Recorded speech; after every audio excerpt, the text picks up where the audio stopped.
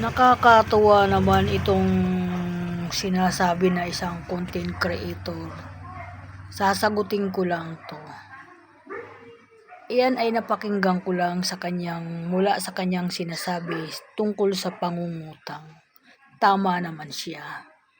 Utang ka ng utang na hindi ka naman marunong magbayad. Gusto mo lang kumain ng masarap. Pagkatapos mo kumain ng masarap, ay hindi ka na marunong magbayad sa pinagkautangan. Wow, tama nga naman siya. Na pagdating ng mga holiday, mga Kapaskuhan, ang inaabangan nila, sana magpasko na. Alam mo kung bakit, mga idol? Bakit inaantay nila ang Pasko? Makakahingi na naman sila sa mga taong namimigay ng pamasko. Pag binigyan mo na hindi tama, sila ay magagalit, magtatampo. Sasabihin, bakit kaya unti lang, kuripot na yun, masama na ang ugali. Diba? Ganun ang tao, binibigyan na nga, masama pang ugali ng nagbigay. Ang pangit naman ng ganun. Subukan mo silang hingian.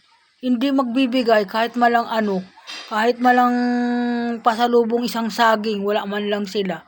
Bakit kaya ganun ang tao? Gusto nila sila yung nambubudol sa tao, porgit uto-uto ang isang tao, porgit nagbibigay ang isang tao, ay sinasamantala nila. Subukan nyo, ako ang hingian nyo. Dahil hindi naman ako nakakahingi sa inyo, kundi perwiso lang. Yan, diba? Mabuti, minsan may ugali din ako na magandang pag nagbibigay sa akin, siya rin ay binibigyan ko. Pero guys, pwede naman tayo magbigay yung karapat-dapat na binibigyan na walang-wala talaga. Ay kung siya binibigyan mo, may pera din. Pag may pera siya, hindi man din niya maisip magbigay sa kanyang kapwa. 'Di ba? Gusto niya parang puro siya lang nanghihingi. 'Di ba? Ang pangit ng ginagawa niya. Iyon po yung sabi, joke. Lang to, real talk lang to. Yung narinig ko lang po dito, yun sinagot ko lang po sa isang content creator. Hindi taga Pilipinas yun, taga ibang lugar yun, ibang bansa yun. Nagigil siya sa may mga utang na hindi marunong magbayad.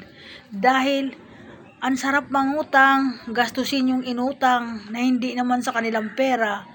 Pagbayaran na, wala na silang pera ng inutang niya, ubos na, hirap na silang magbayad. Ayan na po ang nangyayari. Diba?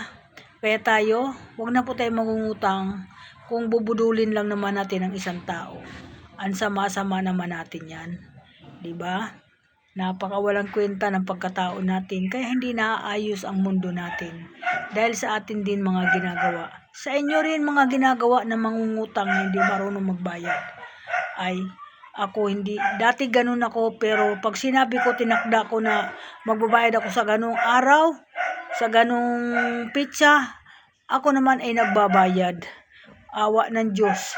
Dahil kung ako may utang, hanggang ngayon hindi ako tinatantanan ng mga pinagkautangan ko. Pero yung nangutang, lalo na sa anak ko, yung nangutang na tigwa 100,000, ang sarap siguro ng kain ninyo, mag-anak, pati mga anak mo, pinakain mo. Ang sarap siguro, nung tapos ng utangin, ubos na po yung inutang nyo, parang hindi na kayo makatingin sa pinagkautangan nyo. Dahil nahihiya na kayo, wala na kayo maibayad, puro na lang pangako. Diba?